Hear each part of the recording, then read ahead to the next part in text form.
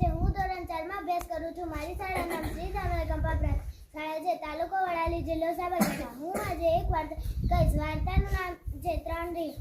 જે એક મોટું જંગલ હતું. જંગલમાં ત્રણ રીંછ રહે.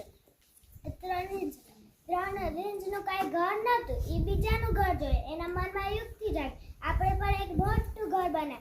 એને એક મોટું ઘર બનાવ્યું. 2 રૂમ બનાવ્યા. પહેલા રૂમમાં એને મોટો ખાટલો રાખ્યો, બીજો થોડો નાનો રાખ્યો અને એક સૌથી નાનો રાખ્યો. એના ઉપર એને વછાણ પાથર્યા. મોટા ખાટલામાં મોટું વછાણ પાથર્યું, વચલા ખાટલામાં થોડું નાનું વછાણ પાથર્યું, સૌથી નાના ખાટલામાં સૌથી નાનું વછાણ પાથર્યું. પછી એના ઉપર ઓછીકા મૂક્યા. મોટા ખાટલામાં મોટું ઓછીકું મૂક્યું, વચલા ખાટલામાં થોડું નાનું ઓછીકું મૂક્યું, સૌથી નાના ખાટલામાં સૌથી નાનું ઓછીકું મૂક્યું.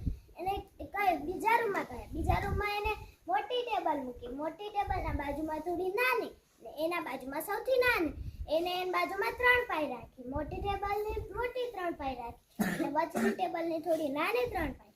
સૌથી નાની ટેબલની સૌથી નાની 3 પાઈ રાખી. એના ઉપર એને વાટકા મૂકી. મોટા ટેબલ ઉપર મોટો વાટકો મૂક્યો, વચલી ટેબલમાં થોડો નાનો મૂક્યો અને સૌથી નાની ટેબલમાં સૌથી નાનો વાટકો મૂક્યો. એના ઉપર ચમચી મૂકી. મોટી ટેબલમાં મોટી ચમચી મૂકી, વચલી ટેબલમાં થોડી નાની ચમચી મૂકીને સૌથી નાની ટેબલમાં સૌથી નાની ચમચી મૂકી. એને રાબ રાંધી. રાબ બહુ ગરમ હતી. તે કહે આપણે ફરવા જઈએ. એમાં રાબ પણ ઠંડી થઈ છે અને આપણે ફરવાનું પણ થઈ જાય. એમ કહી ને એ તો ફરવા ચાલે.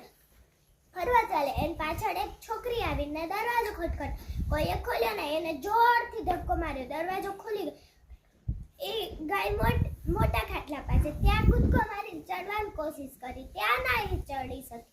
પછી એ વચલા ખાટલા પાસે ત્યાં પણ કૂદકો માર્યો. ત્યાં પણ ના ચડી શકી. પછી ગઈ સૌથી નાના ખાટલા પર. ત્યાં કને કૂદકો માર્યો. ત્યાં એ ચડીને સૂઈ ગઈ. એ જાગી ત્યારે એને બહુ જ ભૂખ લાગી. ત્યાં એ ગઈ રસોડામાં મોટી ટેબલ હતી. મોટી ટેબલમાં કૂદકો માર્યો. ત્યાં ના પોકાઈ શકી. પછી વચલી ટેબલ ત્યાં કૂદકો માર્યો. ત્યાં પણ ના પોકાઈ શકી. પછી સૌથી નાની ટેબલ કન ગઈ. ત્યાં કને કૂદકો માર્યો. ત્યાં પોકાઈ ગઈ ને ત્યાં જઈને એને રાબ ખાઈ લીધી. પછી એને પાછી ઊંઘાવા માંડી. સુવા જતી રહી. સૌથી નાના રૂમમાં જઈને એ તો સૂઈ ગઈ. એટલામાં રીંછભાઈ આયા. દરવાજો ખટખટાયો અને દરવાજો ખોલ્યો. છોકરી તો કૂદકો મારીને ભાગવા માંડી. અમારે નાનું રીંછ જોઈ ગયું ને કહે, ઓ છોકરી, જો આપણી રાબ ખાઈને ભાગે છે, એને પકડવા આવી તો ભાગે. એટલામાં છોકરી તો એમ ઘરમાં જઈને તાળું મારી.